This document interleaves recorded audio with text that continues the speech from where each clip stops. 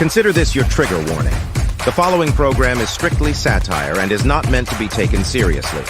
So don't get all butthurt, you liberal snowflakes, just because we skewer your sacred cows and expose all your lies and hypocrisy. Truth hurts, and so does satire. So grab a drink, pull up a chair, and enjoy the show. Here we are. Welcome back. It is the Sunday Night Live Zoo. Folks, we got everyone here. We got YouTube. We got Subscribestar. We got the club. And oh boy, some of you club members, I think you've really got it going now. Subscribestar members, you understand. Folks, if you're on YouTube, you can go over and become a premium member. We got all kinds of ways that you can support the channel, which is the network, which is a way to reach out and help others. That's really what we do here, folks, is we're having a good time. We're getting together. We're bullshitting. But we're also sharing information, sharing opinions, and helping others wake up. Helping others wake up. Wake up, people, right? That's what we want. I wish I could run outside every day and just yell through the neighborhood, wake up, you dumb jackasses. There's some shit going on. There's some serious stuff going on. So hit that button. Well, click on it, copy it, paste it. That is the URL. That's the address. Be sure and hit the thumbs up on this video. Be sure you're subscribed. And if you want to comment down below, you need to be a subscriber for 5 minutes. So hit the subscribe button. You're going to have to wait a few minutes, and then it'll let you on. If you want to get on the screen, that is, have your question published, read out loud to the world, you just got to hit that button right up there, the super chat button. Hit that super chat button. Or down, hit the Venmo or Cash App or PayPal button. That'll get you on the screen. Your donations keep this network going. Your donations put Spam, tuna fish, and scotch in the Prepared Mind food storage locker. And for everyone who does a $55 or $50 or more super chat donation, that buys me a Glenlivet 18. A shot of that. In fact, Chin Music has already done that. He is the first one up for the day. Chin Music doing a $55.56 super chat donation. And Uman and Jolene will grab his question. Here's to you, Chin. Thank you so much. Semper Fi and Salut.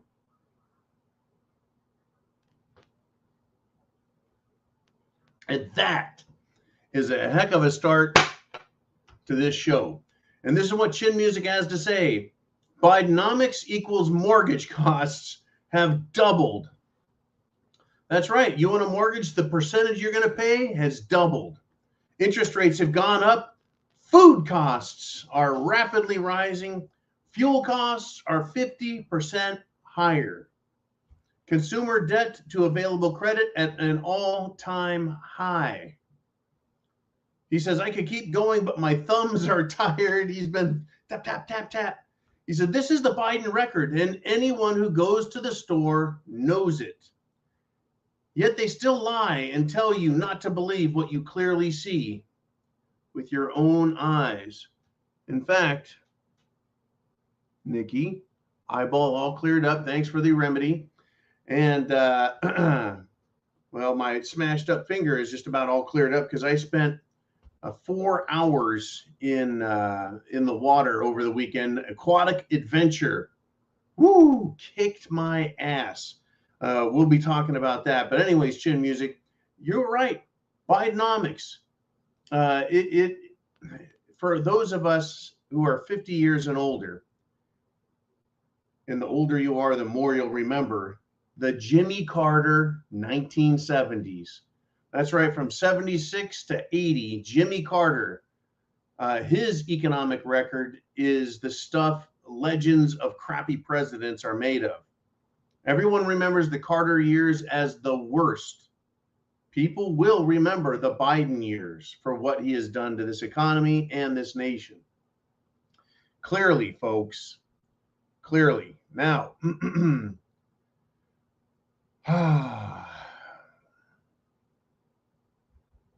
We got some trouble, folks. In fact, it's looking like they want to get rid of Biden. I don't know if any of you are following what's going on. They're wanting to get rid of Biden, right? It is a huge prediction coming out of the media. Huge prediction that Joe Biden is going to step down. He's going to resign from office because he's going to have a medical emergency. The prediction is that the Republicans, as weak as they are, as cowardly as they are, the Republicans are finally, eventually going to try and impeach him. And before that happens, he's going to resign because of a medical crisis, medical emergency, medical condition. And I think that's an interesting, how do I put this? Prediction, prognostication, because everyone knows, as Chin Music says, everyone knows already that things are absolutely horrifying as far as the economy goes. Everything is up, and not in a good way, right? Gas is up, food is up, rent is up, mortgage is up, car loans are up, everything's up. So I guess being impeached is going to be too much to overcome. I would think that it might be for Biden, follow me here, if he's impeached, that would actually energize his voting base.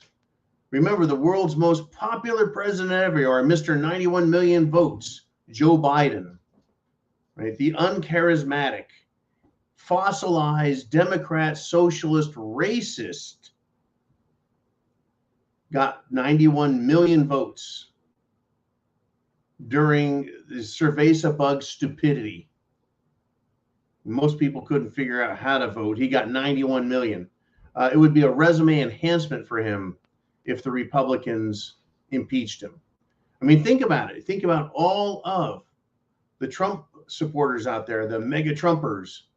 They look at his 2 impeachments as, well, hell, right? That's how much he's hated by the Democrats. So he must be good. That's really kind of the attitude there. I tell you, folks, we got a lot of stupid going on. This show is probably going to be mostly, well, it is your show. I don't know what all topics you have. I've got a lot of social topics, a lot of race-related topics. I've got a lot of politics in there, and I've got military in there, World War III and stuff. I got a lot of stuff I want to cover. In fact, the thumbnail for this video, when I saw that, I just said, that's it. That's the new U.S. Army.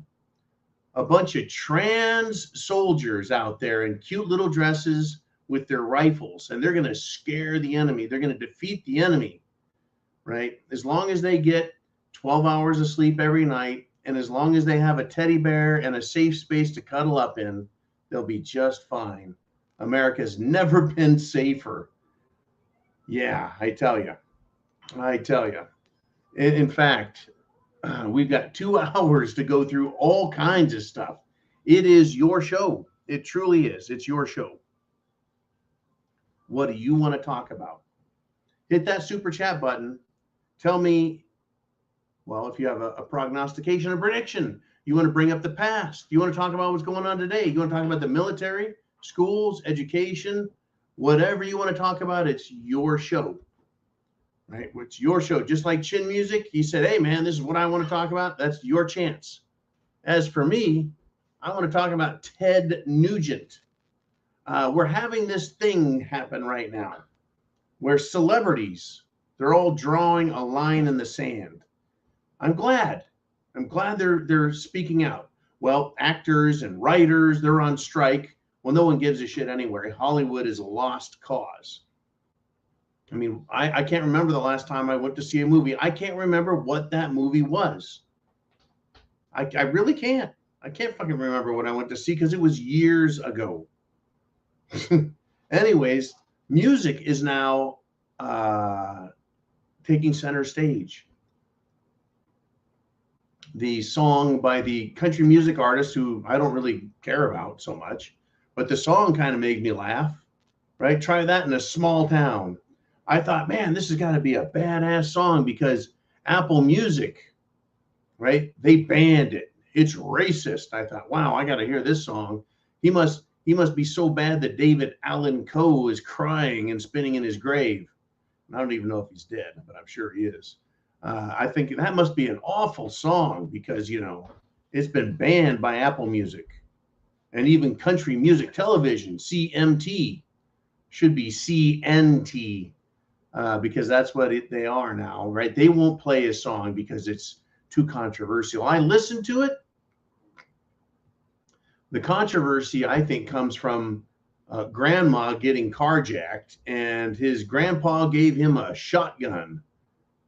That's like every country song, right? Took my shotgun in my pickup truck with my dog, crossed the railroad tracks to my mother got arrested and went hunting, drinking beer. Buy my record. That's country music. This guy, he didn't sing anything out of the ordinary. Try that in a small town, right? Now, if Toby Keith, now there's a country music singer. Toby Keith, if he had done that song, he'd try that shit in a small town is how that song would have started out, not try that in a small town.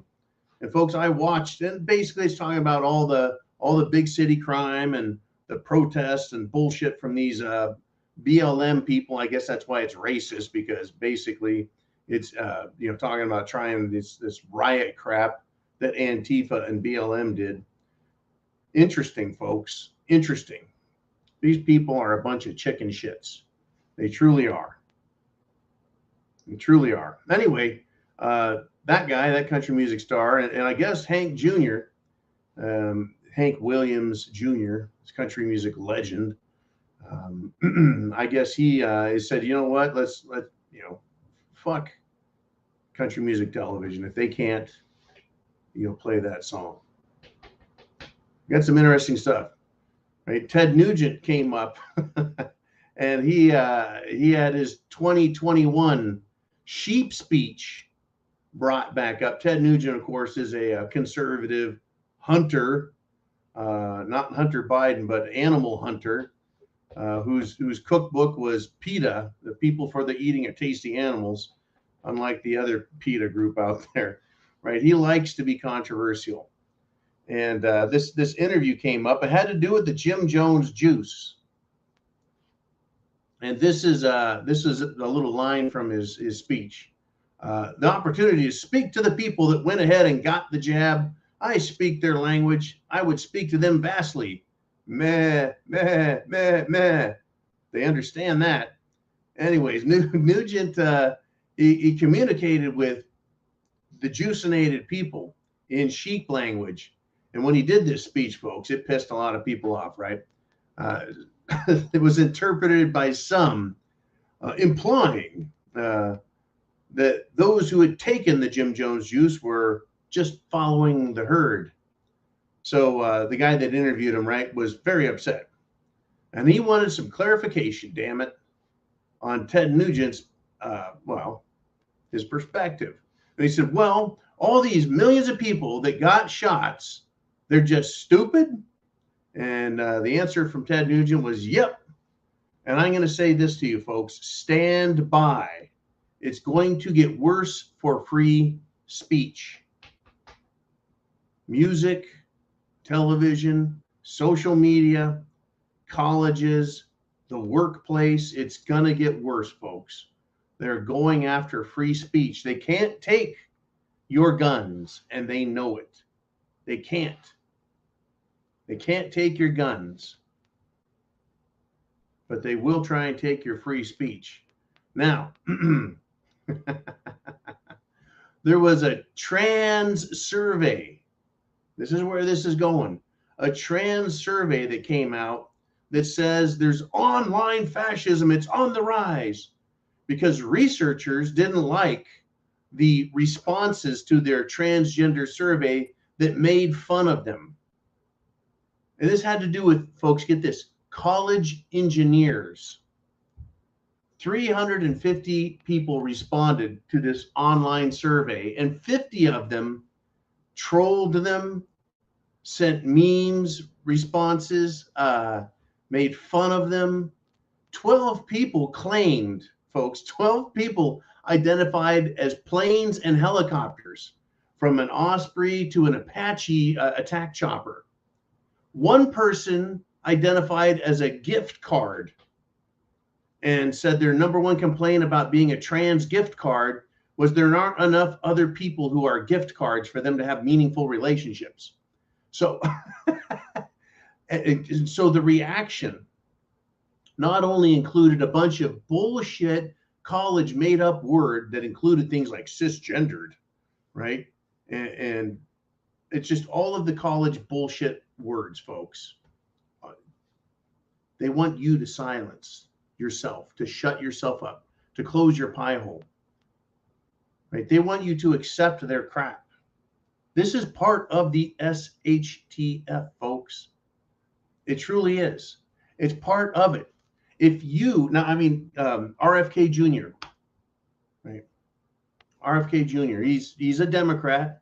The Democrats don't like him. Of course, Republicans don't really like him because, well, he kind of shit all over Trump last week. They were asking, hey, would those two be a terrific ticket? The Trump-Kennedy ticket? And, Kennedy really did kind of crap on him.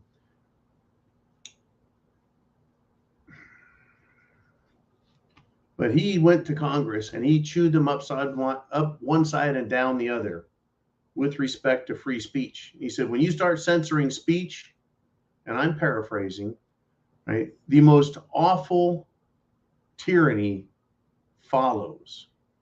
Because you silence people, now there's no one to criticize. And I don't think that'll be more evident than when it's upon us. How did those German people give in to what the Nazis did and join them? Well, it's because they controlled speech. They punished free speech. They imprisoned free speech. They executed free speech. Right? That's where they got to. But it started with criticizing free speech. And then it was socially castigating free speech. And then it was financially punishing free speech. Ooh, that guy spoke something against the Nazi Party. We'd better not go in his store because we don't want to be associated with that free speech. It's not really that Germany had real free speech, folks, not like America has. And we better cherish it and we better exercise it or you're going to fucking lose it. And next thing you know, we've got trains, planes, and automobiles hauling off anyone who dares to speak up against these fruitcakes. Literally, folks. Right? Literally. Look at what these people are doing, folks. Right? They're destroying the language. They're destroying our military. They're silencing us, and they're forcing their agenda. Now, last week, an Air Force Academy superintendent, 3-star general, says he supports a scholarship for demigender people, or fellowship, if you want to use that term, but I'll just use the common term scholarship. And this guy admitted that he didn't even know what the term demigender means. Right? Matt Getz had a great time with this freaking clown. These woke idiots are destroying our military. They're giving preferential treatment, diversion, right? Inclusion, yada, yada, yada. But they're destroying our country. They're doing it every day, one brick at a time, one law at a time, one attack at a time. Where are you? Where are you? Folks, hit that super chat button. Give me your thoughts, your questions, your thoughts as to what is happening. We're at 300 people live.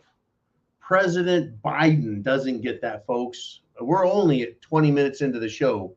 He can't stay on the screen for more than 3 minutes. Well, sometimes 5, but he tends to get lost. He sure does. Anyways, the problem that we're going to face here, I think, in this country is our economy is going down the tubes as the first super chat donation of the day coming from Chin Music pointed out, look out, right? Everything is getting more expensive. You can't criticize people for who they are. You can't say anything about it while they lie to us and lie to our faces. It is getting crazy. And the fight is on. It's going to be a fight for the soul of this country, folks. The soul of this country. You know, I've got all kinds of stories right here in front of me to talk about it. I mean, this really was interesting.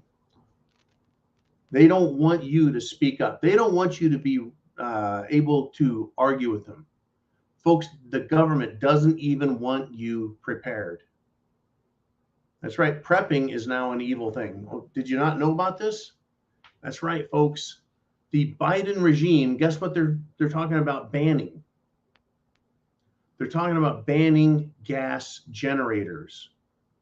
That's right.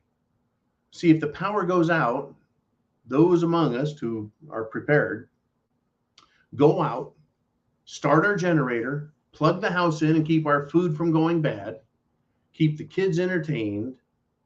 And if you've got a big enough generator, you can, run an oven and dishwasher. You can hook your whole house up and you operate on gasoline. Well, Biden and all of his wizards of the White House want to ban them, make them illegal. At the same time that our power grid is becoming more and more and more unreliable, whether it's cold, cold, cold, or heat, heat, heat. So what other purpose could there be? What other purpose could there be other than forcing us into a de-prepping situation? It is unbelievable. If it's anything like guns, if this attempt by Biden goes mainstream, generator sales are going to go through the roof because everyone's going to say, well, fuck it. If he says I can't have one, I'm going to go buy one. The great American way, right? You know you're still in America when that sort of thing happens. We're going to make guns outlawed. And everyone goes, fuck that. I'm going to go get mine. And they buy them. But gas generators, folks. No portable gas generators. That is a huge part of the American experience, whether it's for camping and hunting or for preparation in the winter if you live in a difficult climate. And a difficult climate could be down in the south or the desert where it's extremely hot. And people end up what? Having their power flip off, because of rolling blackouts. It's a part of our world now. And they don't want you to have a solution to it. They are trying to de-prep us. Look out, folks. There's going to be more coming on this. They're wanting to deal with what? Water heaters. They want to get rid of them. Your two options for water heaters, folks, are electric and gas. Well, what have they been doing? They've been trying to get rid of natural gas, which is it's the same thing as propane. It's just a finer molecule, a little smaller. This is what they're doing. They're trying to take it away from us. I'm sure they're going to try and ban the old tank water heater and make everyone switch over to an on-demand, But is it going to be electric, and how are we going to do that? You can't have gas. And even though where I'm at in the country, in the South here, right, everyone is putting in on-demand gas water heaters in new construction because they're efficient, they're clean. Everything's about the environment, though. Look out. Look out. All right. I think I've talked about my topics. It's time for your topics. What do you want to discuss? It is Sunday Night Live. This is your show where your super chat donation gets your comment on the screen. And what do we want to talk about now, Jolene? It is Luke Thompson with a $5 super chat donation. And he says, I would like for you all to welcome our new friend, Freebird16 is sitting right here next to me. I'll tell you what, Freebird16, welcome to the Prepared Mind Network. We have, 80,000 subscribers. We end up with hundreds and hundreds of people checking in and out during the show. And it'll be thousands by the time the show's over, having come and gone. It's a great program. And we use this program as a as a conduit for information to share with one another, to help everyone see what the hell is actually happening, to get them to think about things in a different kind of way, to get prepared with food, water, shelter, clothing, medicine, and of course, the old means of self-defense. Because when it comes down to it, when we get these power outages, who else is going to take care of you? Who else is going to look out for you? Who else is going to make sure your family has food and water? Right? Nobody. It's just you. And if you're fortunate enough to have friends, well, right, prepper friends, you can all help each other. And there's a lot of that. And I'm glad to see it. Bug Out Bushido did an interesting video I was watching, and they were talking about at one point in the video, how to meet other preppers, how to meet other like-minded people.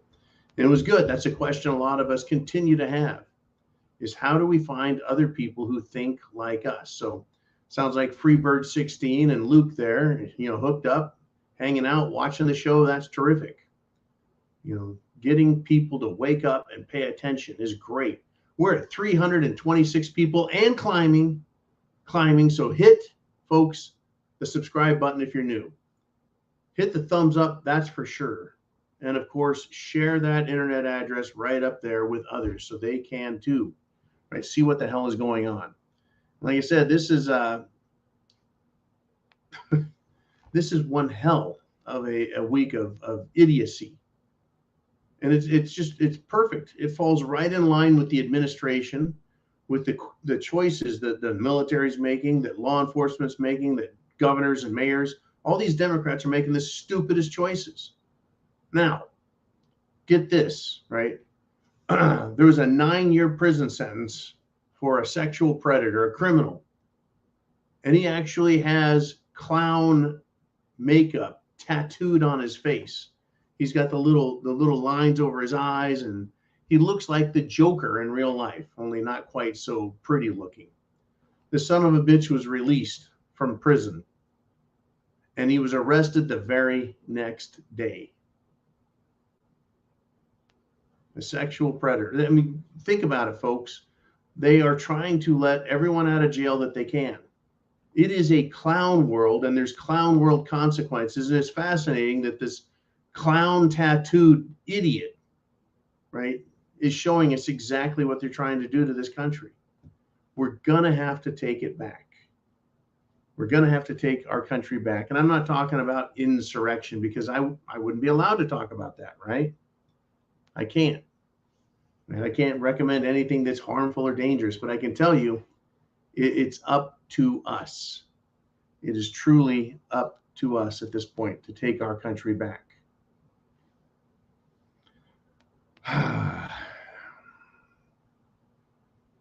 It is. Okay. Thank you, Jolene.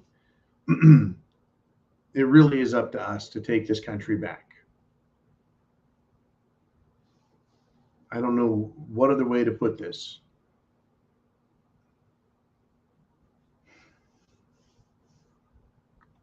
Let's go this direction.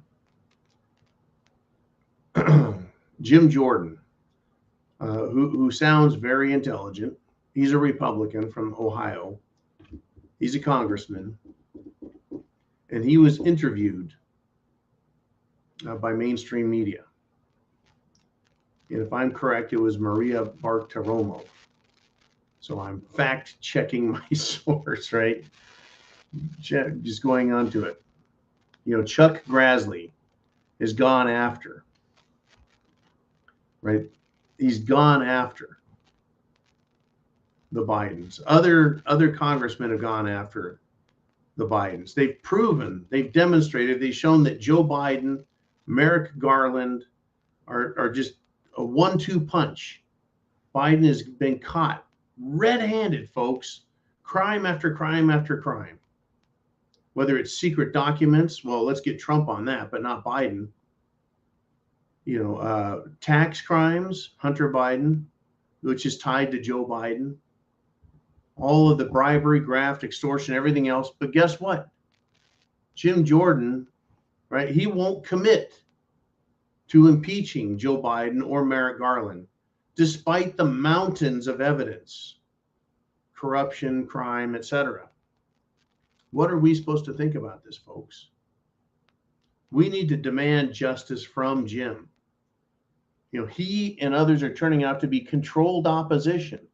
Sure, they're out there screaming and yelling, making a big show, stomping their feet, waving their hands, but they're not doing anything. So again, I say write, email, text, demand this guy do something. Demand Jim Jordan. Demand that your own congressman do something. And there's something that's really beginning to bother me. You know, the outlaw mentality that's out there.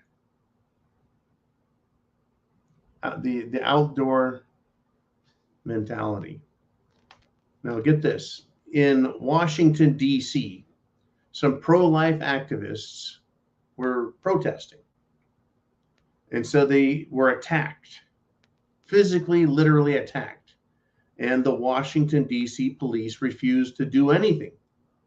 They refused to charge the attackers with crimes.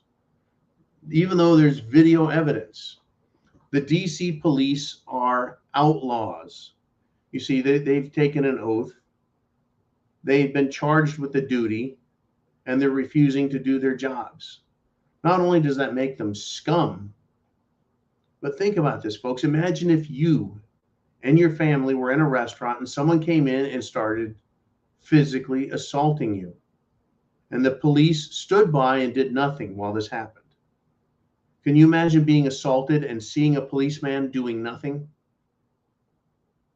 And then after the assault, you go to the police and you say, look at this, I have video evidence right here on my phone, being assaulted.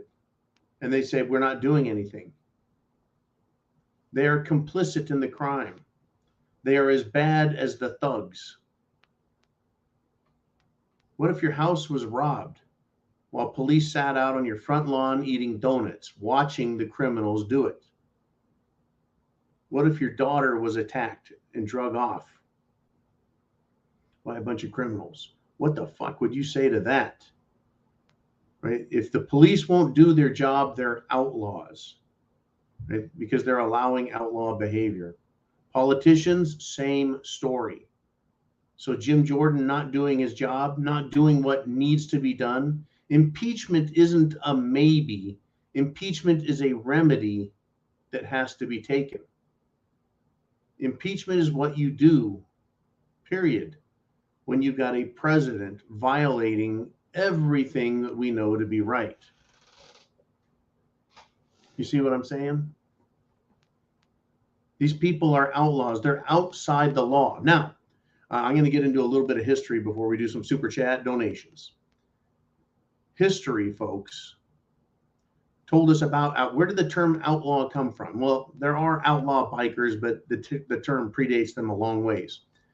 If you were, let's just say, a citizen, a subject of the king, right? You were entitled to his protections. His protections, right? So the king's army would protect the country, right? You could use the king's courts to deal with issues in a civilized manner. But if you were violating the law, acting outside of the law, you were no longer entitled to the protections of the king. You were an outlaw, kind of like Robin Hood, right? He's robbing the rich people and giving his money to the poor, robbing the rich government, rather. And the government gets rich by taxing the people and screwing them over. I just want to make that clarification there. But he became an outlaw. And when you are an outlaw, you no longer have protection from anyone, be it the king's men or the population. Right? They're criminals. Kind of like if there was a mass murderer running through the neighborhood, shooting wildly, everyone would be, able to go out and deal with this person one way or another so that they are taken out as a threat, right? Whether they're killed or removed, arrested, what have you, right? That person's an outlaw. They don't deserve the protection of the law because they are violating it. That's what I see these government officials doing. If they're outlaws, if they're ignoring the law, if they're an enemy of the law, then guess what? They need to be removed. There's nothing that keeps them in office, right? They have a duty. They have an oath. And if they're not living up to it, then they don't deserve to be in that office because they're justifying, they're helping outlaws, period. That's how I see it. These people don't deserve to be in office. All right. I'm gonna get off my high horse there. I know you guys want to talk about some things. Let's do a super chat donation. See where we're at. We're at 340 people live. And we got IB Hunter with a Canadian $20 super chat donation. I want to thank you, IB Hunter, for that. That's going to put some tuna fish, some Spam into the pantry. And I appreciate that, folks. In fact, I've really become quite accustomed to tuna fish sandwiches. I enjoy them quite a bit. It's real tuna fish too. It's not wannabe fake food. I don't know how anyone could eat the fake food, the fake meat. In fact, the question I have, and I continue to ask this question, is if meat is bad, why is it that the meat substitute companies keep trying to make food that tastes like real meat? Have you thought to think about that? They say that eating meat is bad, but then they try and make things taste like beef. Why? It's supposed to be bad. That'd be me like saying, I don't like to eat shit. And they go, well, here, this isn't shit, but it tastes and smells just like it. What the hell is going on around here? All right, now I'm going to switch gears on you. We're going to go with this.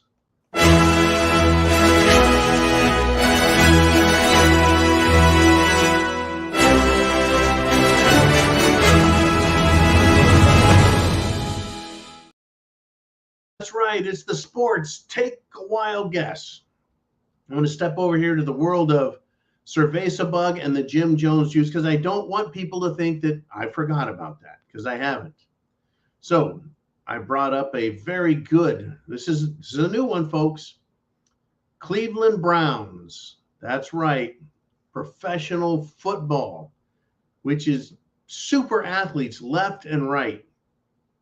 And this wide receiver from the Cleveland Browns, his name is Marquise Goodwin. Guess what?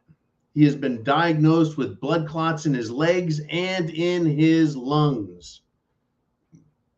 I don't ever remember hearing about people, the nation, so plagued with blood clots as we have since people have been taking the Jim Jones juice. It's continuing to be a problem.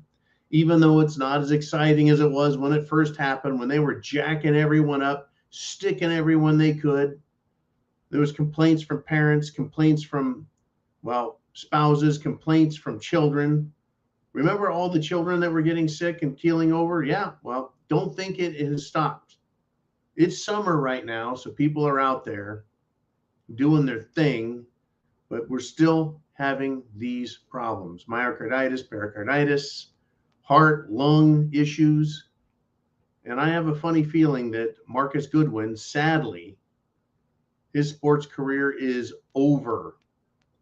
Blood clots in legs and lungs. You're not breathing very well and you're not running very fast. Once a super athlete, folks, as a wide receiver, which means you got to be fast, it's done. I can't imagine what it's like, right? To do that to yourself. But millions and millions and millions of people have found out the hard way that you don't play these games with your body, and you certainly, right? Why would you take a chance over a frickin' flu? But it's going to happen again this winter. Remember, folks, Dr. Doom himself,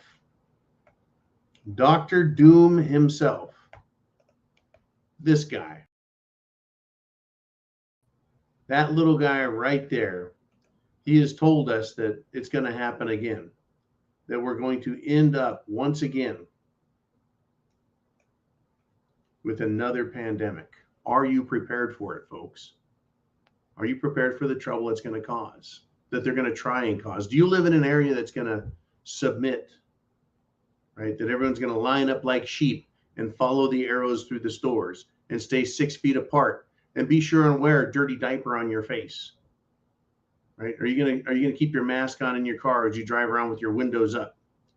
Are you going to shun people who don't follow the rules? Are you going to shun people and make fun of them or attack them or call the police on your neighbor when they have guests over to their house? Remember that shit? People would get mad and call others. Oh, but well, I mean, Gavin Newsom can have an unmasked, right, soiree, dinner, feast, extravaganza in a restaurant where no masks were worn and everyone sat around the table and just enjoyed themselves. That's right, because they're a bunch of lying hypocrites. But for us, yeah, nothing. Kids couldn't go to school. It was, are you ready for more of this, folks? Well, I just want to remind you it's coming. And the consequences, folks, of taking the Jim Jones juice, they'll continue. They're going to continue. Anyways, I think it's awfully incredible that we went through 2020. We went through all of that cerveza bug madness, the lockdowns, the Jim Jones juice, the attacks, the threats by the president of the United States, people screwing other people over.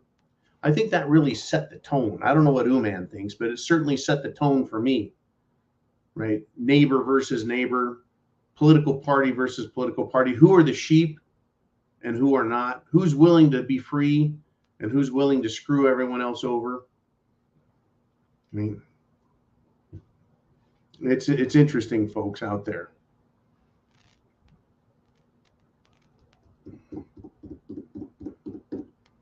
Right? We've gotten to throwing blows now. There's a pro-abortion jackass out there who decided to run over a pro-life activist with his car. Not once, but twice. Now, this pro-abortion person who hit the pro-lifer, well, happened to be, I believe, a physician who worked, or an abortion technician who worked at an abortion clinic. Just fucking run the dude over twice. Well, yeah, there's an arrest warrant issued for him. There ought to be more than an arrest warrant, but initially the guy was let go. Do you understand where we're at, folks? It has hit the fan. People are losing their mind. They're stupid. They're plain stupid. Never turn your back on evil. Don't turn your back, folks. You've got to be prepared all times for what is coming your way. We're seeing it more and more. Right? It is unbelievable what I'm seeing out there.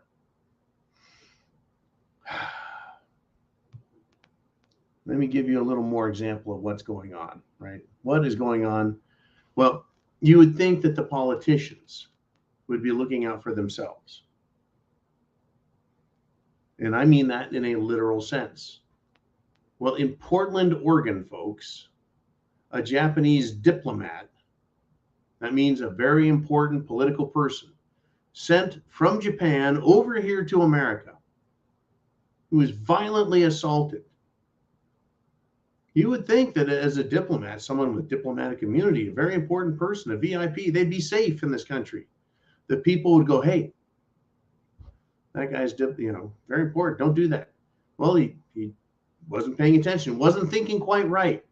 And he was attacked by someone who is a multi-convicted, right? Got a rap sheet of being anti-Asian. Right? Once again, politicians have failed to do something about the problem with anti-Asian violence in Portland.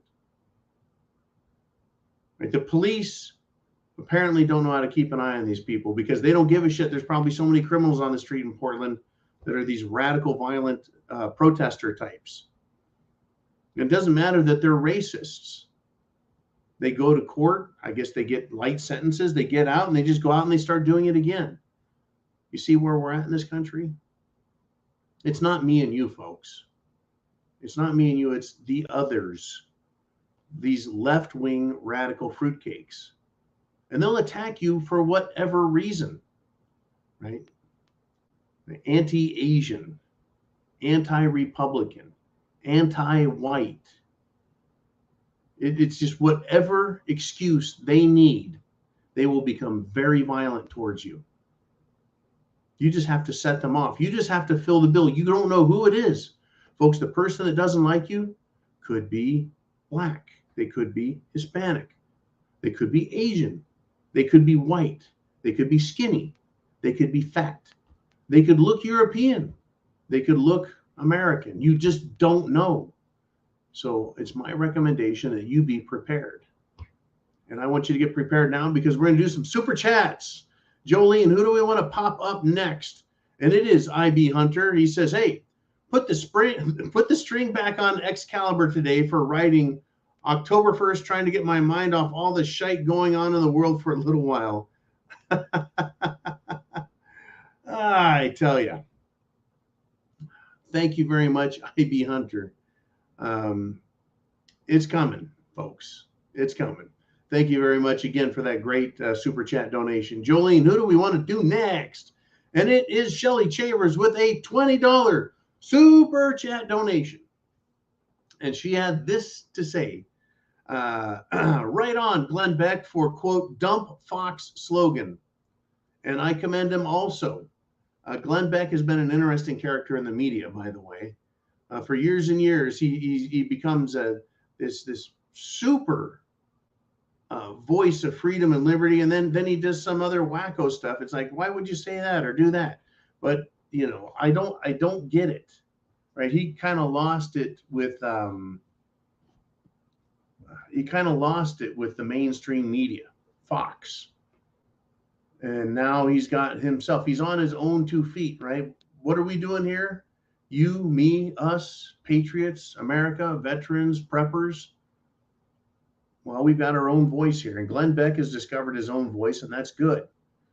And I hope he isn't reliant on everyone in the media, right? So he's actually saying some stuff. And Shelly Chavers continues. The most respected conservative news channel, she's referring to Fox, tongue-in-cheek, is now supporting the Satanic Temple as a charity and matching their employees' donations. I say dump Fox and bury it forever. I say we continue to not watch Fox, but talk about Fox, because they are supporting the Satanic Temple. Wow. And they are also supporting Planned Parenthood, according to the news stories I have read about Fox News. Why the hell would they do that? Well, it's a charitable donation. Fox News is making charitable donations. Now, if you heard that, you might think, well, that's great. I'm glad they're supporting charity. Except the charity they're supporting is the adversary of all humanity. It is the embodiment of evil, the Satanic Temple. Period. I mean, can you get any more blatantly, overtly, in-your-face evil than for your organization to adopt the name, the Satanic Temple? I mean, the Satanic Temple says abortion is a religious sacrament to them. It is the taking of a life, an innocent life, the most innocent life, and they take it. That's how sick these people are.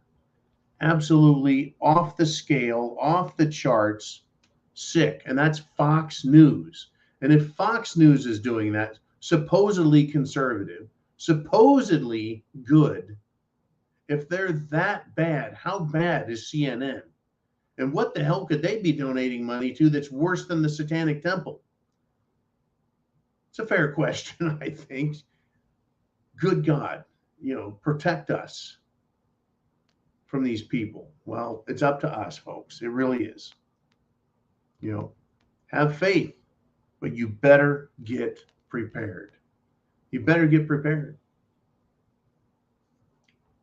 Now, I want to read a good story after reading that one. Sheesh. Thanks, Shelly, by the way, for your continuing great support of the channel. In Missouri, folks, a school board has dumped their DEI, their diversity, equity, and inclusion. They came up with it, folks, during the Black Lives Matter riots. They brought into being their resolution, making diversity, equity, and inclusion part of their program. Well, they've dumped it. Why do you think that's the case? Are they racists? Well, that's what everyone in BLM is going to say. That's what everybody, folks, in the mainstream is going to say. Well, they're just a bunch of Missouri hicks. No, because they're seeing how damaging it is. You and I, we catalog it, right? We document it daily by talking about it. How evil, how crappy, how destructive diversity, equity, inclusion is, right? Just like critical race theory and the rainbow flag. In fact, I thought about the rainbow flag. I thought about it. I saw one and I thought, man, that person is the rainbow flag. What does that mean? Is that about diversity, equity, and inclusion? Is that what the rainbow flag is all about? Right? If I were to fly the American flag, people would go, hey, that guy is all about America, right? And he gets to own everything about that flag. When you fly a flag, you own everything about it. If I were to fly the USMC flag, right? Big symbol, anchor, globe, and eagle, then I get to own everything there is about that symbol, about that flag, right? Everything that everyone likes to say about it. Oh, you're a bunch of killers. And other people like, hey, you guys are a bunch of killers. Thank you for protecting America from evil, right? You own the flag and everything about it, right? If I were to fly the, I don't know, KKK flag, whatever the hell that is, or the Nazi flag, you own everything there is about that flag, don't you? Well, what does the rainbow flag stand for? Diversity, equity, inclusion? Or does it stand for homosexuality, transgenderism, child grooming, social and sexual deviance? How about everything else? I mean, when you fly that flag, you are saying you agree with everything because that flag is very inclusive. It includes, folks, supporting child castration and child sterilization. That's what that flag stands for. If you fly that flag, you're for child sterilization because that's what they do. If you fly that flag, any business you see, any person flying that flag, they are about grooming children for sexual, shall we say, exploitation. That's exactly what that flag stands for. So you can't fly that flag and say, well, I'm just for gay rights. No, no, no. You own that flag and everything about it. You own that flag. If you own that flag and you're flying it, then you're all about the destruction of America. You're all about the destruction of morality and decency. Because now there are no rules. There is no morality. Morality is what you say it is because you fly the rainbow flag. Diversion. Diversity is a diversion, right? Equity, inclusion. It's all a giant bullshit lie. And I'm glad that school districts are rejecting it finally. Finally. All right, Jolene, enough of my high horse. Where are we at? Where are we going? We have Will Sevy with a $20 super chat donation. Thank you, Will. And he says, my ex-wife, I don't know where this one's going. I need another shot of Glenlivet is what I need. He says, my ex-wife calls me in the middle of the night just to chat. It's been going on for years. I have asked her multiple times to stop, and she won't. This morning, I blocked her number. Do you think I made the right choice? Yes. I'll tell you what, Will. You've asked her to stop multiple times, and she won't. I would, whatever it is, apparently you don't like being called in the middle of the night just to chat. I don't know what's going on, man. You might want to get a restraining order. This is not legal advice. I recommend consulting an attorney. And if you don't have one, the court will appoint one for you. This is one of the oddest questions I've ever had. You got to do what's right for you, man. You got to make your own choices. Good God. If my My ex-wife called me at any time in the middle of the night. I don't think it would take more than once for me to say, don't ever do that again. I used to tell my job, my work, I would say, hey, look, if you guys call me anytime in the middle of the night, something better be on fire or someone better be dying, because there's no reason to call me in the middle of the night. Anyways, thanks, man, for that. I was just thinking you were going to tell us what she was calling about. Like is she asking you for stock tips, or is she asking you about end of the world stuff? Wow, that's interesting. Definitely interesting stuff there. Okay, Jolene, where do we want to go next? We've got Crypto Cajun with a $5 super chat donation. And Will, I'm not laughing at you, man. I'm kind of laughing with you. Anyways, Crypto Cajun says, John, have you seen Deion Sanders blood clot issues? No, I haven't.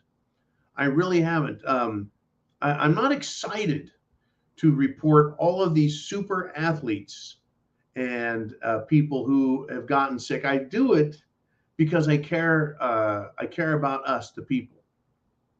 And I try and use examples of people who are well known to show that it's not just the little people who are being hurt. So I talked about the football player who has come out with blood clots in his lungs and his legs. And I had a friend back in, 2020, so 2021.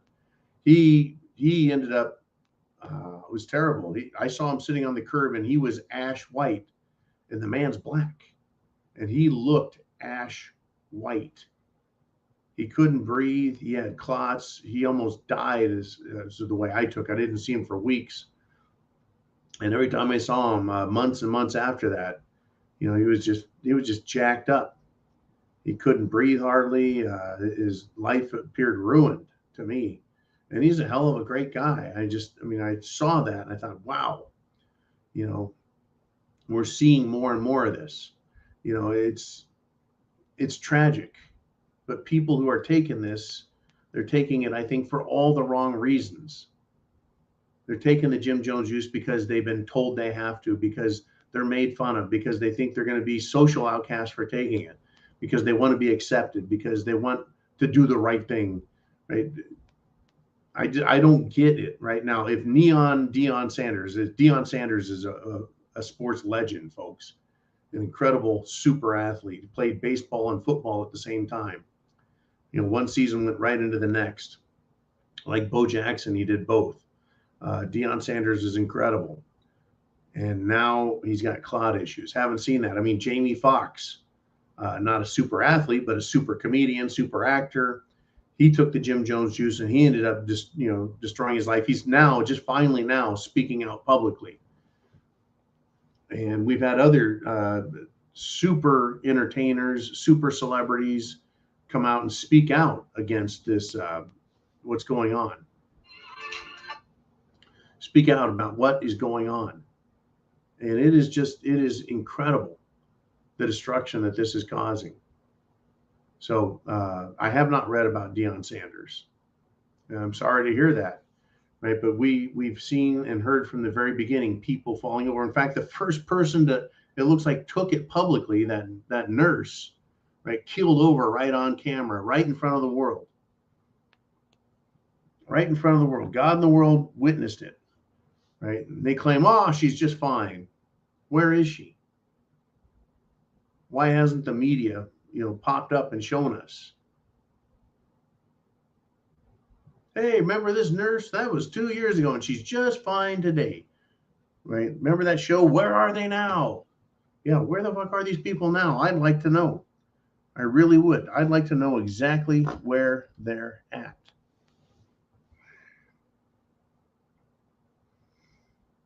It's continuing to be upsetting, folks. It really is. It's awful. It's awful. And I don't think it's going to get better either. And it's not just the Jim Jones juice. It's not just diversity, equity, inclusion. It's everything, folks. It's everything. There's a problem with mental illness. Here's an example that I want to share with you. And by the way, if you have something to say, if there's a topic you want to talk about, hit that super chat button and get your comments onto the screen here. We're almost to 400 people live. Folks, we've been on the air here for 1 hour on the air in the internet, right? For 1 hour, and we're sitting close to 400 people live. I want to get to 400. Hit the notification bell, right? So you get notified. Hit the thumbs up and then share that internet address. Copy it, paste it, send it out. Send it out. Now, I want to give you an example of the illness, folks, that's pervasive in our society. And it's not just Jim Jones use, right? It's this mentality the left has. And when I say it doesn't matter what color you are, you need to look out for people of all colors. It doesn't matter, folks. You can't look and go, that person is this and that person is that, so they're dangerous. It's everybody. There's an alien, not the space alien, the other kind, the illegal from the south of the border alien. Guess what he did? He made it all the way to Minnesota, got himself a girlfriend, and decided that he was going to publicly behead her. He cut his girlfriend's head off in public. Guess what? This illegal alien has been found not guilty. How do you come here illegally and then cut someone's head off in public and then found not guilty? Well, he's mentally ill, you see. If you're mentally ill, you can't be held liable for your actions because you're mentally ill. Right? It's like the Twinkie defense. The guy drank Pepsi, ate Twinkies, and then murdered someone. This is the Dan White defense from the early 1980s. He was found temporarily insane. And a doctor came in and said, oh, he's temporarily insane. And that can be caused by eating Twinkies and drinking Pepsi. And so he got off. Travesty of justice. Absolutely fucking ridiculous. Well, this illegal alien cuts his girlfriend's head off and is not guilty. Now, in America, we don't have insane asylums for crazy people. They're just turned out on the street. That's the world we live in. It is very, very scary. All right, let's do this. Let's step up as we climb to 400 people live. Let's do another super chat donation. Mr. Ooman says, Mr. Skylight checks in, and he's got a $19.99 super chat donation. Now, here it is. Mr. Skylight, by the way, is noted for his quotes. He says, the simple step of a courageous individual is not to take part in the lie. And I've never been able to pronounce Alexander's last name very well. Ooman, do you care to come on and take a shot at this? The answer looks like no. Welcome, Ooman. How are things up north? Oh, cold. I never imagined that 80 degrees would feel so cold after sweating my butt off down there with you guys for the last couple of weeks. Yeah. I'm glad you found your way down south. I'm glad we found our way down to where you were at. Absolutely. Yeah. Alexander Solzhenitsyn. I've never been able to pronounce his name. Solzhenitsyn. I don't know. I can't pronounce it either. Solzhenitsyn is, yeah. Anyways, it's one of those Russian names, but a great philosopher and thinker nonetheless. I just can't pronounce his frickin' name. Solzhenitsyn. Hey, look at that. I got it. You just can't think too hard about it. I think that's the whole key. Is that it? You just have to say it? Yeah, Alexander Solzhenitsyn. There we go. I did it. Just like saying the word facetious. It took me like 20 years to learn to say that word because I just couldn't say it. Anyways. It becomes one of those things where you've said it wrong so many times that you question yourself when you say it right. Right. Well, since you came on here live with us, I would like to ask this question. What do you think of this quote that Mr. Skylight has presented to us? The simple step of a courageous individual is not to take part in the lie.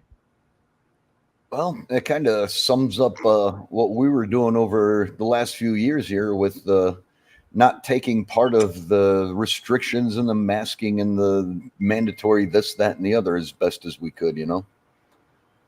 And I know that we all took crap about it at some point.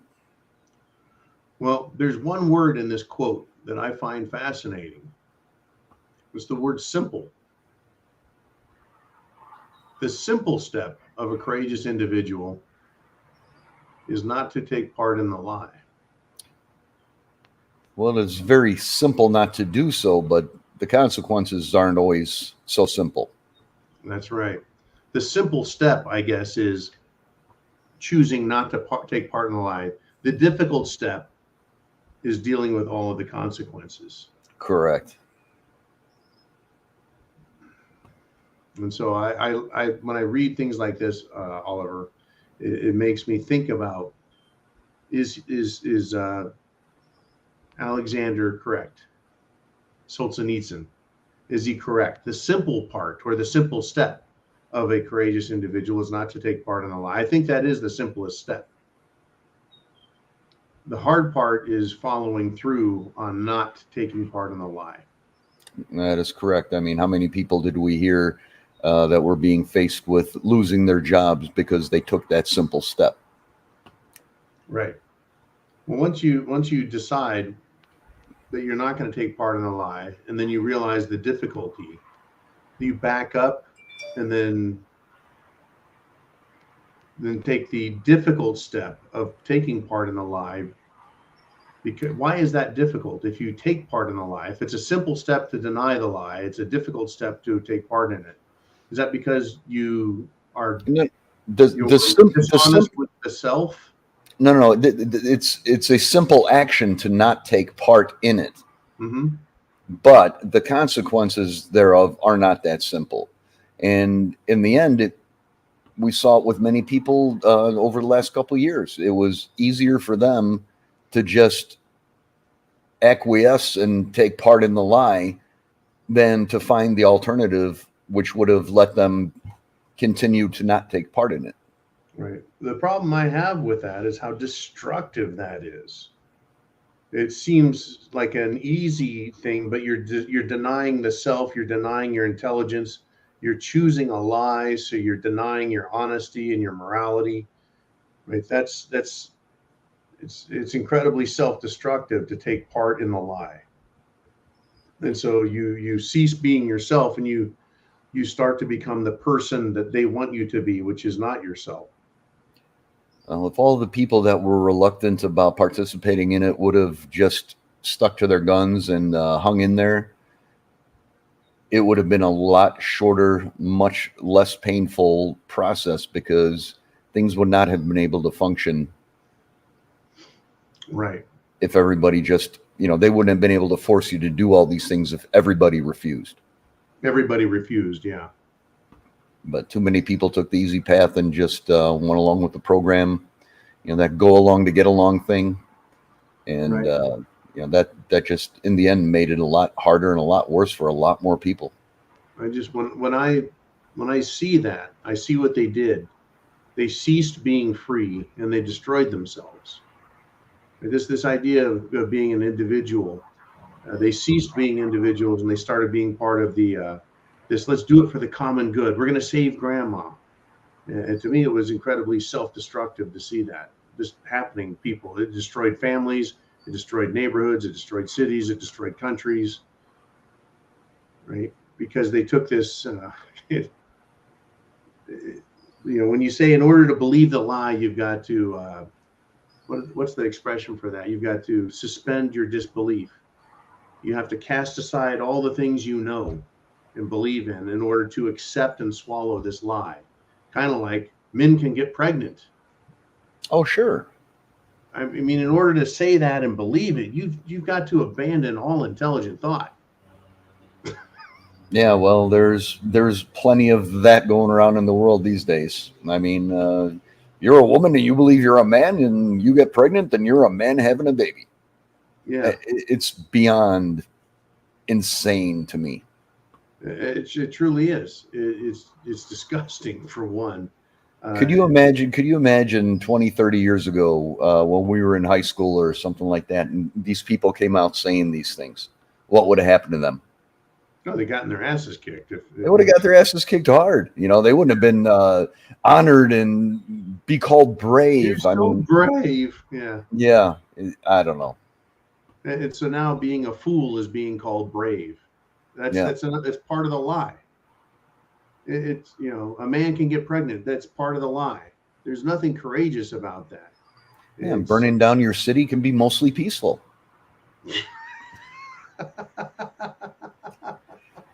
When that came out, I remember the memes, man. All of the peaceful memes, you know, the Hindenburg peacefully landed, the Titanic peacefully sank. Yeah, right. Yeah. Anyways, yeah.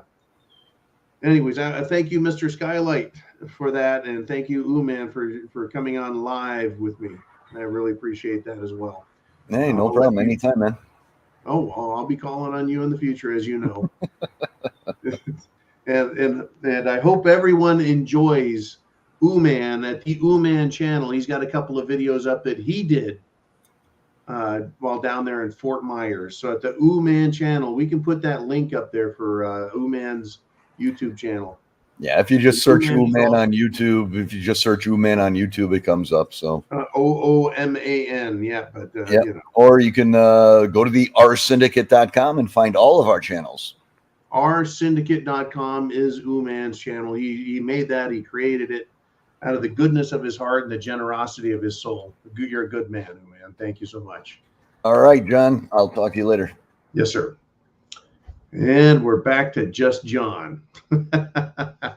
Look out, everybody. Thank you, man. Thank you again, Mr. Skylight, very much.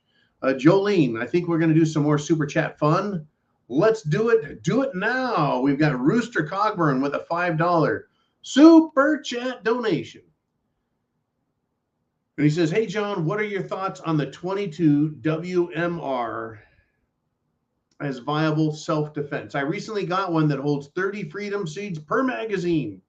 Now, number one, I really like a standard capacity magazine. That is a magazine or a bullet holder for your gun, and anything that auto feeds, automatically extracts a spent cartridge, throws it away, and loads another one in the chamber, I really appreciate.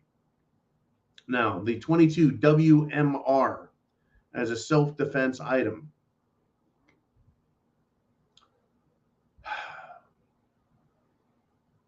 You know, when I'm in the city, there's really not a whole lot of places where you're going to see more than 100 yards. Major avenues, sure, if you're standing in the middle of the street, well, you're in the middle of the street, and you're only going to see people in the middle of the street 100 yards or more away. If you're in the swamps and the jungles, right, in the forests, right, in the mangroves, right, you're not going to see that far. This idea, I often hear people talk about being able to hit a target at 500 yards or 700 yards or 1,000 yards. They want to get to a range where they're shooting those types of distances. Places that have that are very rare. Like in Afghanistan, the whole fucking place is a giant desert. And there's some places where you can see that kind of distance. Right, my old place in California, up in extreme Northern California, was on we'll just call it an elevated. It was an elevated position that looked across a flat area, and 3/4 of a mile away was the highway. That's a long damn ways, right? 3/4 of a mile. You know, half a mile is 2,600 feet or 700 yards. So that gives you an idea of the range we're talking about. You're not going to deal with that. In real life, it's not realistic to think that you need that. So 100 yards or less, 22 WMR. The only thing it doesn't have is huge penetration and knockdown power. Right? If you get hit with one molecule of steel, it's going to feel a lot different than if you're hit with, 10 million molecules. right? So we're talking about bullet grain. How many grains is a WMR 22? Right, a 223 or 5.56 NATO round that comes out of the M16 or the civilian AR-15 is 55 grain full metal jacket, bolt tail, right? And it hits people and it kills them. Right? A WMR, it's going to fly about the same feet per second, the same speed, right? Only it's a lighter bullet.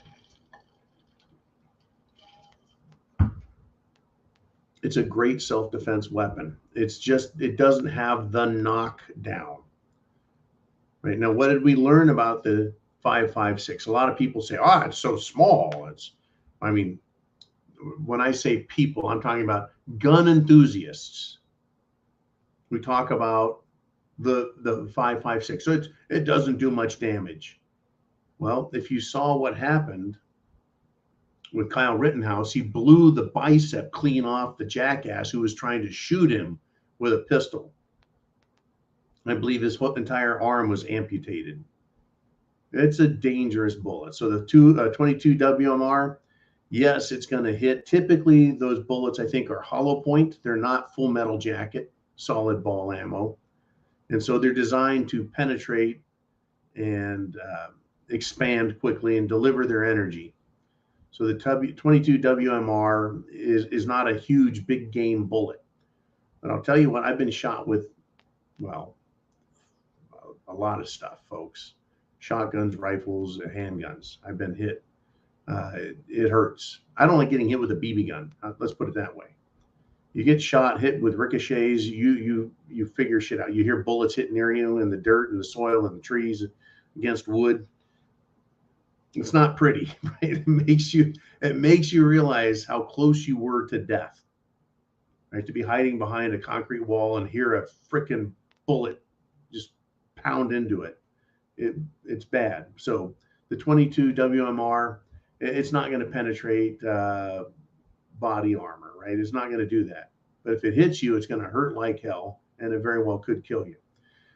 Once again, the reason they came up with a 5.56 and decided to use it rather than the 7.62 or the standard .308 caliber round is if they didn't just kill someone outright, the person who was hit, it would require two people to drag them off. At least one person to drag them off to take care of them. Okay, the idea is to take as many people out of the battlefield as possible. Either take them out by killing them or take them out by because they're not dead and they have to be attended to. Now, that was also done at a time. That decision was taken 60 years ago. Back at a time when people were supposed to give a shit about their fellow soldiers, like in the Marines and in the Army, you have corpsmen and you have medics. They're right there, and if someone gets shot or injured, they're attending to the wounded. And if someone is injured, they're picked up and dragged over to the corpsman or the medic and taken care of. So it's a great question. It's a great topic. It's one that needs to be continually explored and understood.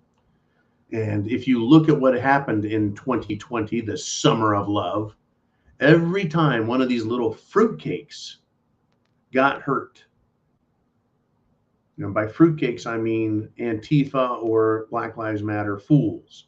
And remember, most Black Lives Matter people, folks, were white because they're a bunch of political idiots and nimrods. Anyways, as soon as they get hurt, they'd scream for a medic, as if they're in a war. Right? They had medical attention people to wash their eyes out, if they got some tear gas in them, because they were getting it. They were very much, right, all about, not being injured. And they didn't like being injured. And good God, what a bunch of fucking pansies. And speaking of pansies and people who are just, mental midgets, in Wisconsin, a news reporter went to the Country Thunder Music Festival. And this reporter also happened to be black. And she heard, or at least she thinks she heard, a man call her the N-word. And so she fled for her life. This is incredible to me that you could hear the N-word today. because we all know what the N-word is.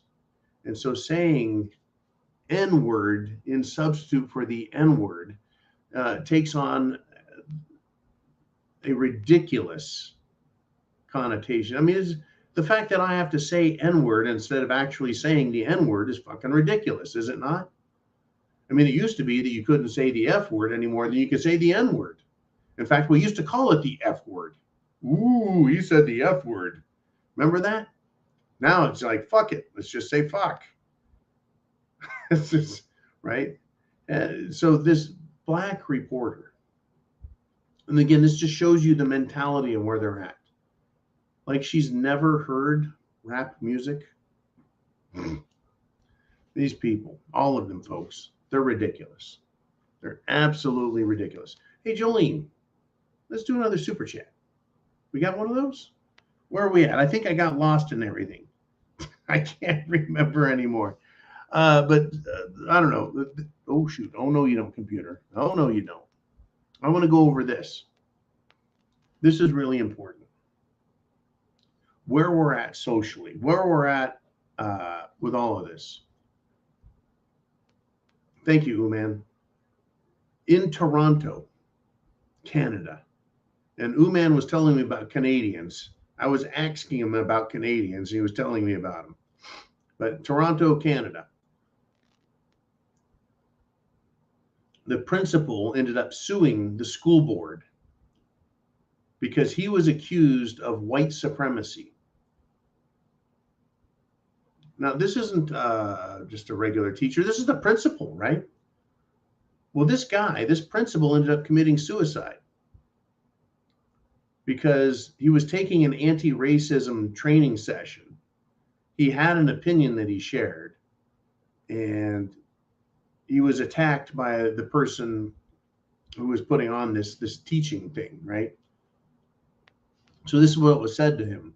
We are here to talk about anti-black racism, but you and your whiteness think you can tell me what's really going on for black people, right? So this principal, right, had a lawsuit because, you know, just what was happening. He's right. So this racist black bullshit artist and race baiting jerk singled out the principal for having a comment. How are you supposed to understand anything if you're not allowed to understand it? And if you speak up about it, you're just, right? You're going to tell me what's going on? Anyways, it's incredible, right? He thought her opinion, this guy ended up killing himself because he thought the opinion of this teacher or this bullshit artist and his co-workers' opinions, because he was systematically singled out and destroyed over this, right? It was important enough to kill himself over. And I want to tell you, never, ever give any person or any group that kind of control over your self-opinion, your self-worth. It's too much, right? We're taking what other people think way too seriously. It's incredible. I mean, Uman and I were just discussing it. It's like, wow, this is where we're at in this country. This is where we're at in the world. Right? That they'll make you feel bad, right?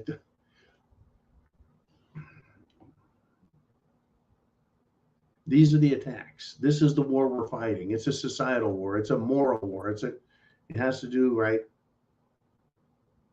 with what these people have done to the language. We aren't having a war right now with guns in this country, but it could come to that. It could come to that. But this principal sues the school district because he was treated badly. His life was destroyed by this. He attended a training session which destroyed his life. He ended up suing the school and then finally killed himself over it. What the fuck is going on? Right? Well, it's going to continue to get worse, folks. It's going to continue to stay there.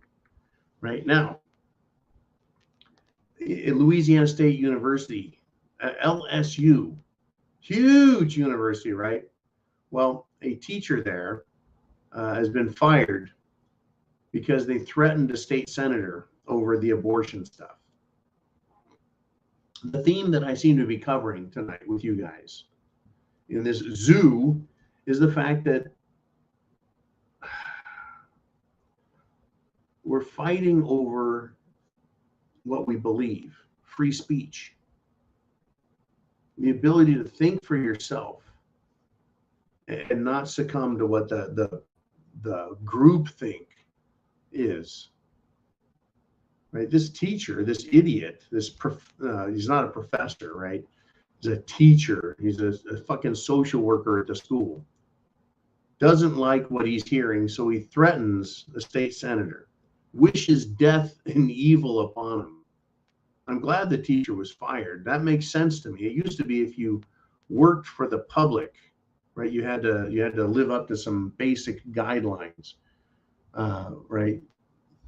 Because you're a public servant. I'm not a public servant. I can do and say whatever the fuck I want. Politicians are supposed to, work for us. Who do they seem to be working for now? Corporations. Unbelievable stuff. I'll tell you what, let's see what you guys want to talk about. It is Sunday Night Live. It is the zoo. Let's get it on. Jolene, what do we want to talk about? We got Will Savy with a $5 super chat donation. And he says, sorry for the last comment. I have girl problems. Is the shotgun the best self-defense tool? Dude, don't apologize for that. It was awesome. It just kind of cracked me up. Girl problems, no worries, man. I totally get it. If there's anybody on the planet, I am the king of girl problems, man. I tell you, between my own and my life, I am the king of girl problems, right? Wow, we won't go too far into that, but we talked about the 22 WMR just a few minutes ago. I think it's a fine self-defense tool. If we remember, David Hogg, who was part of the Parkland school shooting, he claims to have been going there as a student. I don't believe him. I think he's lying. I think he was much older than he said. I don't believe him. And if someone wants to prove me wrong, I don't give a shit. I still don't like the guy. He's an asshole. He is anti-gun, but he owns guns. He brags about being able to shoot a target at, was it 20 or 25 yards? His group was like 12 inches at 25 yards. That's nothing. You should be putting all your bullets in the literal X at 25 yards. Anyways, right, self-defense tools, David Hogg, right? He came out and said, well, if you can't hit them with less than so many bullets, then you're doing it wrong. Well, you need a lot of firepower when you're dealing with more than one person, like, say, a crowd of Antifa and a crowd of BLM. You're going to need more than a 10-round magazine to deal with a crowd coming at you. Right? How else are you going to repel a crowd? Imagine if 20 people were coming at you and you had one 30-round magazine. Your odds of surviving are better than if you have a 5-round magazine that you have to take out and reload after 5 shots. Right? If a crowd is running at you, let's just say a crowd of 100 people are charging down the street towards you, and you have a series of 30-round magazines, and you can just start opening fire and, well, poking holes. As people drop and fall, the few that are left that are running can have 2 thoughts. The guy's going to run out of bullets, and I've made it this far, and I'm going to keep charging.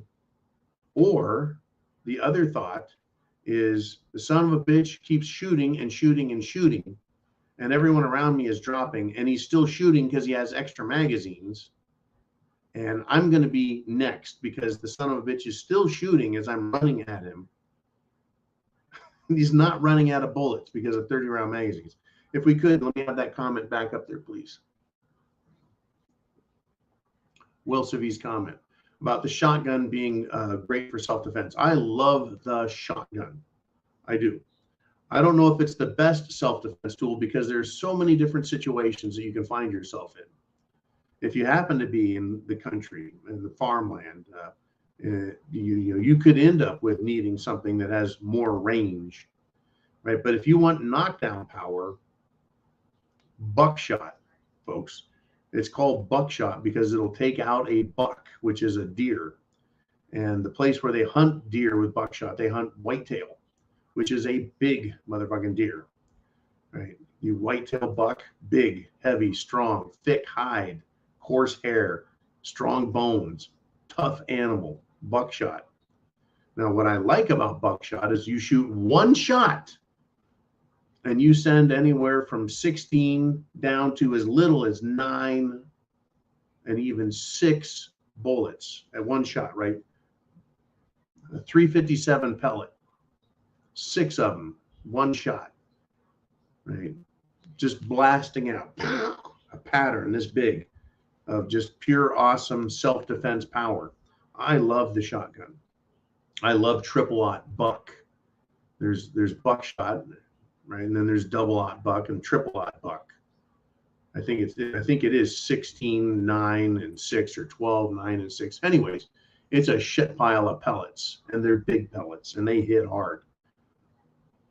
You know, just go to a junkyard or a friend's house that you don't like and ask him if you can shoot a hole in his door with some buckshot, in his car door. And look what it does to the car door if you're standing about 20 feet away. You'll be surprised and impressed. Right? I love the shotgun. Now you can shoot some game loads. You can shoot duck loads, rabbit loads. It'll mess some stuff up. Do me a favor though and shoot a slug. Make sure your shotgun is capable of shooting a slug. Right? Make sure it's okay for that. Shoot a slug and watch the absolute incredible power delivery. Shooting a slug is literally like shooting an elephant rifle. Right? 450 to 500 grains. It's like anywhere from, let's just do some numbers. It's anywhere from 3 to 6 deer slugs, right? If you were to shoot a standard hunting rifle at a deer, right? It's anywhere from 6 to 3 of those, right? The bigger side, 180 grain, right? That's 540 grains. This is a math thing, folks.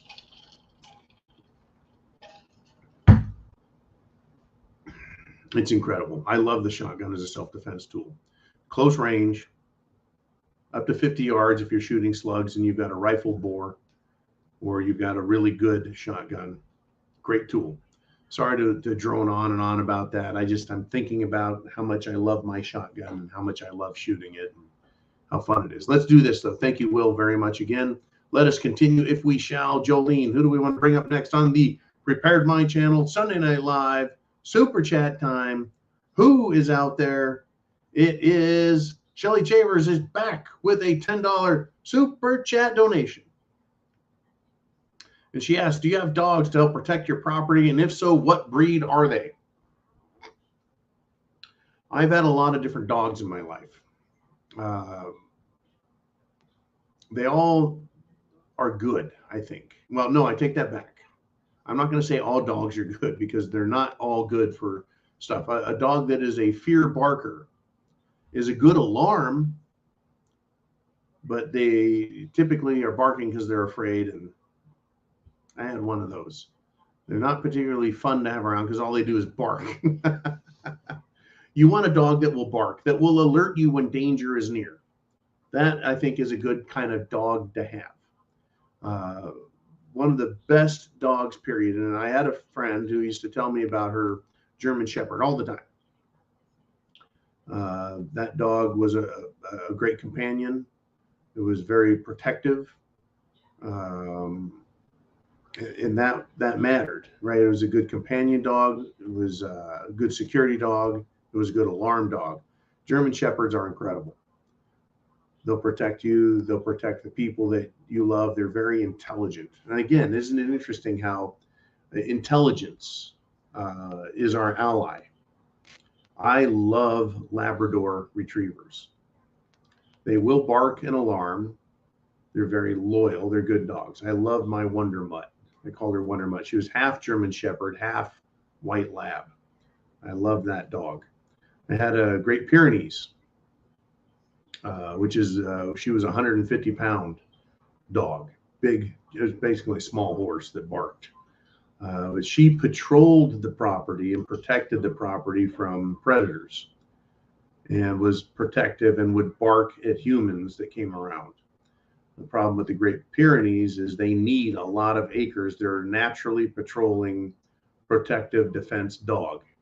And if you don't have big property, like 50 acres or more, you're going to drive the dog nuts by keeping it contained. It will escape. It will escape just so it can patrol. They naturally do it. No training needed for Great Pyrenees. They just do what they do. Incredible dog, big dog, intimidating dog. And that was good about it. I really liked that dog a lot. I'm not a big fan of the Border Collie. It's an annoying barking dog. I like Australian Shepherds. I like Queensland Heeler dogs for various reasons. But if I was to have one dog, one breed, it would be the German Shepherd.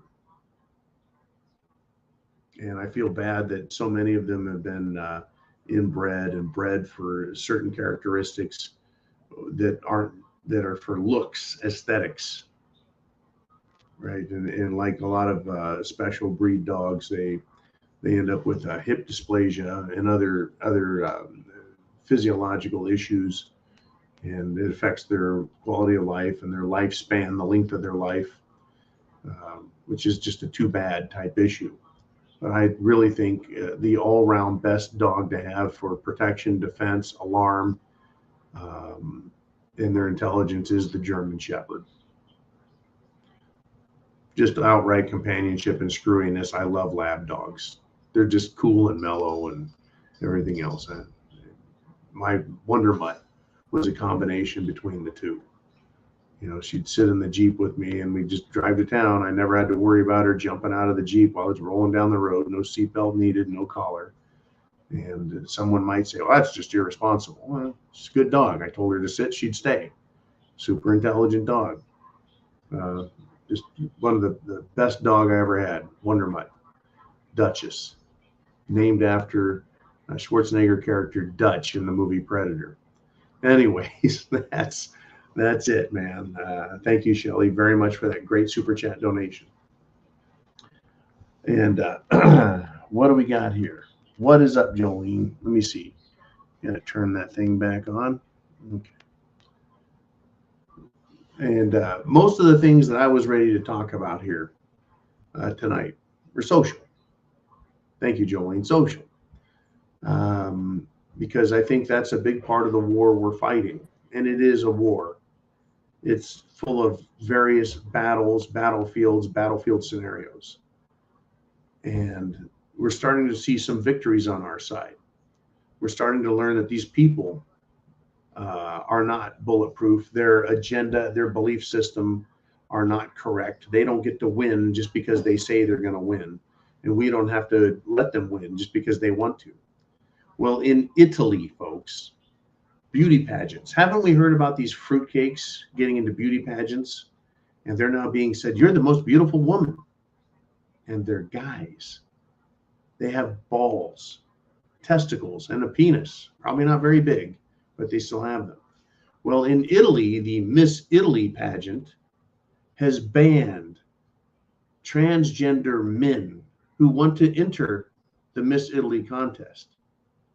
Well, what's interesting is the Miss Italy contest is owned. Isn't that interesting? It's licensed, it's owned. And so the owner says, quote, you must be a woman from birth. Can you imagine that? You can hear the fruitcakes crying over this. They actually consider that hate, folks. They actually consider that an aggressive act against them. Are you ready for more of this stuff? Are you ready? You can win, folks. We can win this. Now, in England, let's just leave the fruit salad off to the side. And let's step up and talk about the climate, the enviro wackos. right? They were wearing this "Just Stop Oil" shirts, these activist fruitcakes. And so a bunch of counter activists showed up, counter protesters, and they were wearing shirts that said "Just stop pissing everyone off." And those were the shirts they wore. And they surrounded them, and they ended up having a lively debate, right? They triggered them with free speech. Folks, our free speech is not a handicap. It's not something that makes us vulnerable. Free speech is what empowers us. Free speech makes us stronger. It makes us better. It does. I want you prep to action, right? Prep to action. After you get prepared, food, water, shelter, clothing, medicine, means of self-defense. You have 3 months worth of food, 6 months worth of food, a year's worth of food. What should you be doing? You should be calling, writing, texting, carrier pigeon, smoke signal your congressmen, your senators in the federal government. At the state level, you need to be contacting your senators and using your free speech to tell them what to do. Now, they don't have to obey you. They don't even have to acknowledge they got your letter. They don't even have to listen to you, but you have the right to say what you want, as long as you're not threatening them, right? You should be able to say what you want to them, and that is free speech. We need to do that, folks. We need to do that. We need to speak up. Right? Congressman Jim Banks says it's time to impeach Joe Biden. For the love of God, text this guy, Jim Banks. Text all of our representatives. Email all of them. Right? For the love of God, do something, right? All they want to do is talk. We need to tell them, do something. Do something. Right? Let me tell you. It's up to us, folks. It is up to us. I want to move along to another subject. I want to switch away from all the social bullshit, right? The clown world. And I want to get to something that really, really hits home. Shit has hit the fan. We're fighting a social war, a free speech war. We're arguing over our Second Amendment rights. Meanwhile, over in Ukraine, or what used to be Ukraine, it's now part of Russia, the Russian Federation states that are between old Russia and old Ukraine, right? Russia says that they've destroyed 15 Leopard tanks. Russia says that they have destroyed 20 Bradleys. Those are American armored personnel carrier fighting machines. And that they're killing Western mercenaries. That is to say, military or wannabe military members from other nations who are joining with Ukraine's military to fight the Russians. That's a pretty big claim, that in 24 hours they destroyed 15 Leopards and 20 Bradleys, and that they're just wiping out Western mercenaries. What are the counterclaims by Biden's Department of Defense? Why aren't they stepping up and saying something about all we're hearing about, folks, is, well, they're killing people with cluster bombs. They're killing people with cluster bombs. You know, a couple of weeks ago, they talked about bringing these cluster bombs out. There's a lot of debate about that. What is Russia going to do about it? Then they gave them the cluster bombs and they started using them. And the Ukrainians are thrilled about using cluster bombs. They're firing them left and right. Well, the Russians are still claiming that they're taking out tanks, armored personnel carriers, and people. And the Ukraine military is saying, yeah, we're taking out these Russians with our cluster bombs. This leads back to some comments made by Uman, some comments made by Orlando. If we're giving all of our munitions, our artillery shells, which we're now short of on artillery, We're sending over Bradleys. They're getting destroyed. We're sending over other tanks, other equipment, and it's all getting trashed, destroyed. And now we're sending cluster bombs over there. America's going to be out of cluster bombs. Our military, our Department of Defense, our national defense is being, how do we say this? It's being exhausted. It's being exhausted. We don't have much left, right? We've heard complaints. We're running out of ammo. We're running out of munitions. We're running out of this. We're running out of that. That's not a good thing, folks. Our enemies are looking at us going, they're disarming themselves. Now, you and I, American patriots, I think we probably have more ammo today than we had 5 years ago, 10 years ago, 20 years ago, because we're continuing to stack ammunition. But our military doesn't seem to have what it used to. Once again, I kind of refer back to the thumbnail that this video has. Right. Little girls in skirts carrying rifles in the warfield. That's the army that the Department of Defense wants. That's the military that the Pentagon thinks we should have. But that's about all they're going to be, folks. Our enemies are going to look at our military like they're a bunch of little girls, and we aren't going to have the artillery. We're not going to have anything because we're giving it all to Ukraine, and it's literally being wasted. Now, if not for the defense of this country, how about defending our allies? Japan. How about South Korea? Should North Korea want to come across and just pile in? And what about Taiwan? What if China wants to come across the Taiwan Strait and invade Taiwan? Are we going to be able to stop them? You know, when I was at the Marine Corps Recruit Depot talking to some Marines a while back, I asked them what's going on, and they said, well, they're putting artillery on islands, Pacific Islands, to the east of China. Right? They're arming up, the Marine Corps is. They're defending, building defenses on these islands.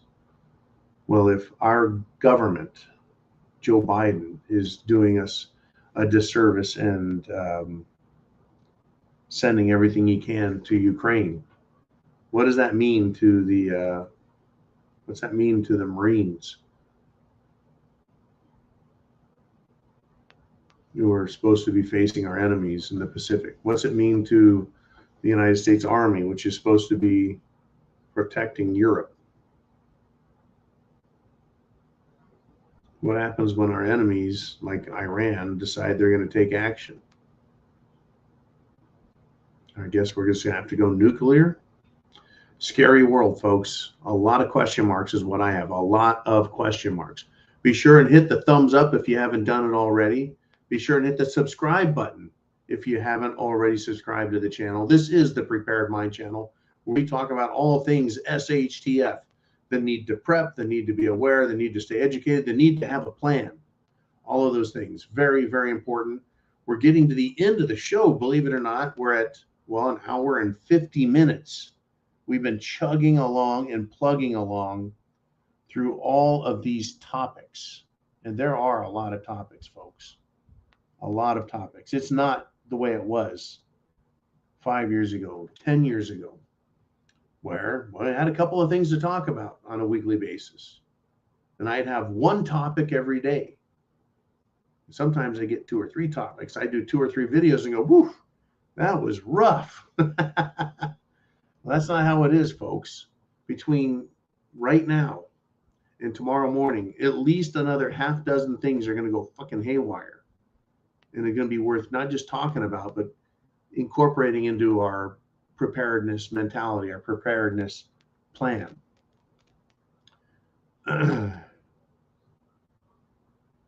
This is absolutely incredible. This just popped up just now while we're talking, right?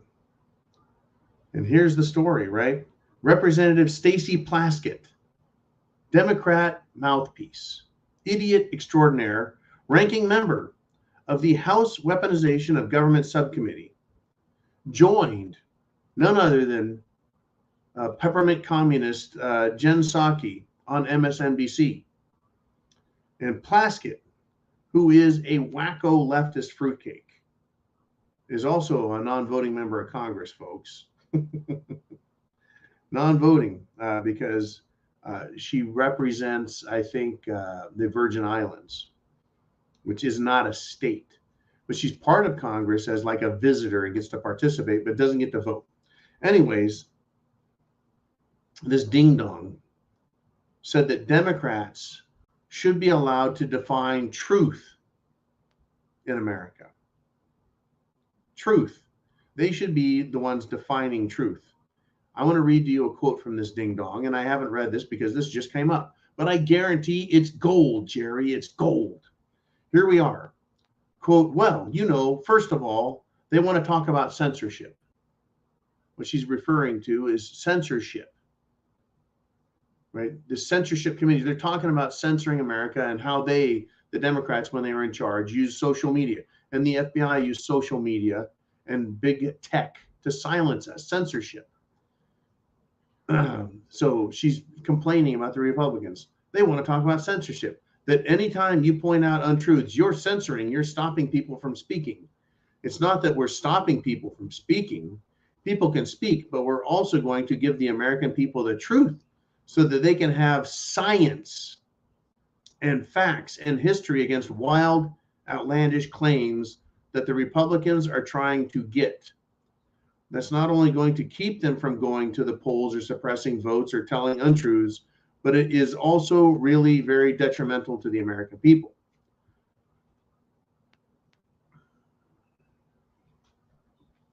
Detrimental to the American people to have their own version of truth, to believe in the reality that they see. We were told, folks, to follow the science. And when we followed the science, what did we discover? We looked at the scientific conclusions, the statistics, and discovered that cerveza bug wasn't all that deadly. We discovered through science and statistics and numbers and reports that the Jim Jones juice was fucking dangerous as hell. And it wasn't effective. It was neither safe nor effective. But we couldn't say anything. We discovered a long time ago that there's a problem with the elections in 2020, but we're not allowed to discuss it. Even though statistically, it's easily demonstrable that something very, very shitty happened. But we're not allowed to discuss it. Nuh-uh.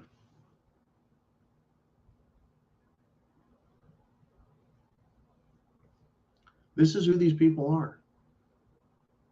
They want to silence you. They want to censor you. They want to tell you what the truth is.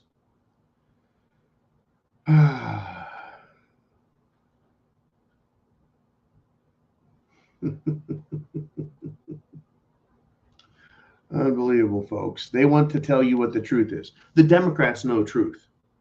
Oh, wait a minute. Didn't I start this entire program off by talking about the Air Force Academy superintendent, 3-star general, who says that he is all about demigender and diversity, equity, and inclusion. And he doesn't even know what the damn word means. Well, isn't it called social science? Right? There's some study of it and understanding of it that can be quantified. With Democrats, it's not that. It's always about what they say for the moment. Right? It used to be don't bully. Now it's all about bullying. It used to be about, hey, my free speech, man. And now it's like there is no free speech. It's always about their agenda, and it's not about fact or truth or history, as Stacy the moron Plaskett might say. All right, let's do this. Let's do a super chat donation as we plug on through the day. And it's Will Sevy again. He says, I used to have about 6 firearms, but I lost them all in a tragic boating accident. No, I don't have any. Well, that's awful, Will. I'm really sorry to hear about your boating accident. Your guns are probably sunk in salt water, down into mud, and they're never to be seen again. Can't be accounted for. They'll probably rust and disintegrate in a matter of weeks. And that's how it is with a lot of people. I find it fascinating. Let me bring some light to how gun laws work. Gun laws say people shouldn't have guns. It's illegal. The government says no. No, no, no, no guns. America, the United States of America, is the most gun-loving country in the world. Canada, Australia used to also be very much gun-loving countries. They've abandoned that for the most part. But other countries around the world, folks, don't have gun laws like we have here in our Anglo buddies in Australia and Canada. Other countries don't have that. But when there's a revolution or a civil war or an invasion, isn't it amazing how fully automatic weapons seem to find their way into everybody's hands very, very quickly? And rocket launchers and all sorts of military paraphernalia. What I'm saying is if that's how it is in a country like, I don't know, Afghanistan, it's like they can't afford to feed themselves, but somehow they know the importance of guns. And despite the fact that they're illegal to have, they all have them. Imagine how it's going to be in America if shit goes south. How many guns are going to be out there in the hands of everybody? And how quickly will we discover who knows how to use them and who doesn't? Who's willing to use them and who isn't? And how people will learn to behave very, very quickly when the law, as in police and courts, lawyers and judges, since they failed to do their job in a civilized society, I certainly don't expect them to do their job in one that has become less civil. So it's going to end up being us, right, who decide on a daily basis how things work. That is the essence of Mad Max. It's not going to be a fun place, but it will be a just place. There will be justice in it, right? And if you participate in it, you're going to find that that justice will be examining you as well. It'll be examining and looking at you. We're all going to be on trial, folks. Trial for our lives, trial for our belief system, truth, as idiot Stacy Plaskett of the Virgin Islands would say. It's funny how their free speech, we're supposed to believe them. They know truth, but we're not allowed to think. The government can be trusted with guns, but not us.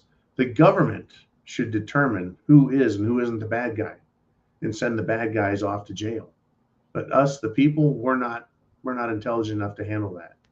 Isn't it funny how governments always give themselves the most credibility, right?